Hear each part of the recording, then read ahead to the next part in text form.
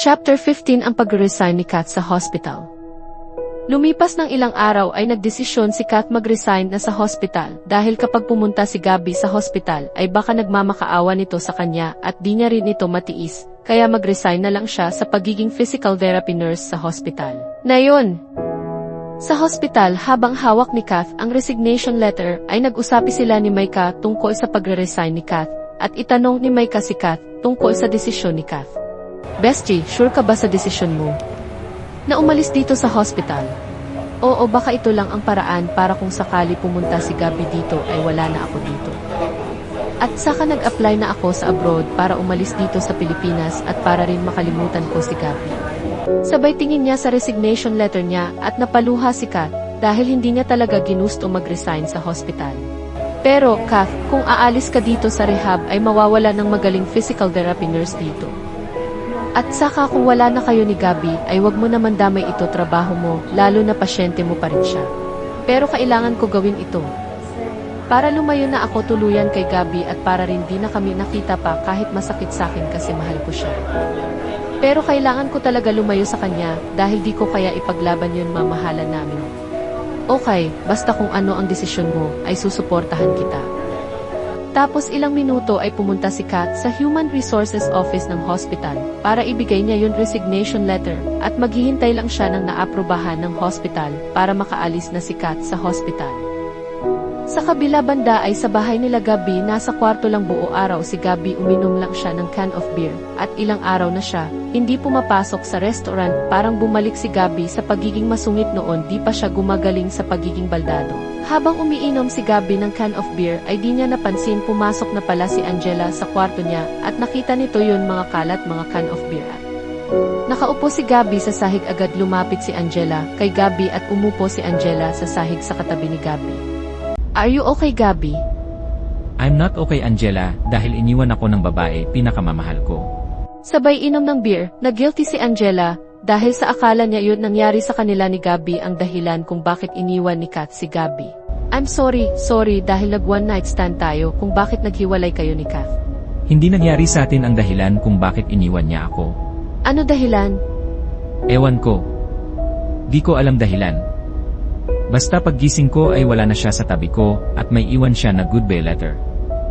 Akala ko okay na kami. Agad niyakap ni Angela si Gabby habang si Gabby ay umiiyak tapos tumingin si Gabby kay Angela at dahil sa kalasingan ni Gabby ay ang nakikita niya kay Angela ay mukha ni Kat at agad hinalikan ni Gabby si Angela dahil sa akala niya si Kat yun. Nakikita niya habang si Angela ay bumigay sa halik ni Gabby agad pumatong si Angela sa binti ni Gabby at hinubad niya ang t-shirt ni Gabby at hinalikan niya si Gabby sa labi. Hanggang sa may nangyari sa kanila. Sa kabila banda sa hospital nakakalabas lang ni Kat sa hospital at paglabas ni Kat sa hospital ay nakita niya si Max na palapit sa kanya. Ano ginagawa mo dito, Max? Wala lang, malapit lang dito yung office ko. Teka, susunduin ka ba Kuya Gabby? Hindi na. Ano hindi na? Ano ibig mo sabihin? Wala na kami. Break na kami ni Gabby. Talaga? Bakit kayo nag-break? May ginawa ba si Kuya Gabby sa'yo? Wala, siguro nga hindi kami para sa isa't isa. Dahil imbis ipaglaban namin ang mamahalan namin ay mas mabuti maghiwalay na lang kami. Ganun ba? Pero nasa kalooban ni Max ay masaya siya dahil may pagkakataon na siya ulit para ligawan muli si Kat. Sa kabila banda sa bahay nila Gabby nahimasmasan si Gabby sa kalasingan pagkatapos nila nagsiping ni Angela at habang nakahiga sila Gabby at Angela sa kama at hinahalikan ni Angela si Gabby sa liig nito ay natulala lang si Gabby. Gabby, handa ako tulungan ka para mag-move on ka kay Kat. Promise you I'll do everything making you happy. Sabay halik kay Gabby sa dibdib. I'm sorry Angela.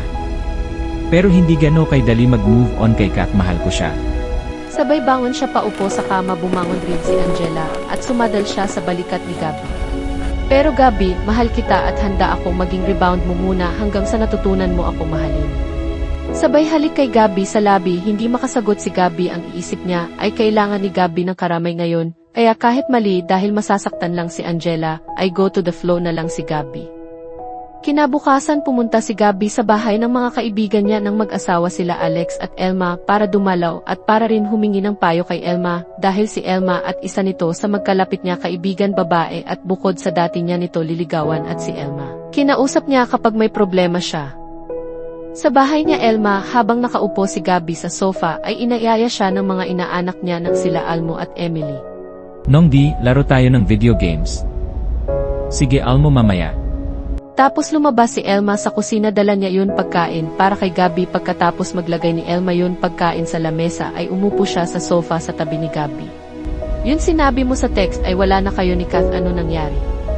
Oo, alam mo Elma si Kath lang sobra ako nasaktan kasi iniwan niya ako, wala pa alam mas masakit ito kaysa noon binasted mo ako. Naiintindihan kita, dahil pinagdaanan ko rin maiwan di ba noon iniwan ako ni Alex ay nasaktan ako sobra. Elma, noon nagkikipag-break sa'yo si Alex ay harapan, yun sa amin ay hindi magpaalam si Kath sa'kin sa sulat lang. Tapos ilang minuto habang nag-uusap sila ni Elma ay bigla dumating ang asawa nito na si Alex. I'm home. Love. Sabay halik sa asawa tapos umupo si Alex sa sofa katabi ni Elma. O Gabby kamusta ka na? Heto, hindi okay. Bakit? Heartbroken siya. Iniwan siya ng girlfriend niya. Ah ganun ba? Well pare kung mahal mo siya ay suyuin mo siya. Bigla na paisip si Gabby tungkol sa sinabi ni Alex at dapat suyuin niya si Kath para nagkabalikan sila. May pag-asa pa kaya na suyuin ni Gabby si Kath? Abangan ang susunod kabanata. Kung nagustuhan ang chapter natin ngayong linggo na to, huwag niyo malimutan mag-like at mag-subscribe na sa Miss A. Day and thanks for watching.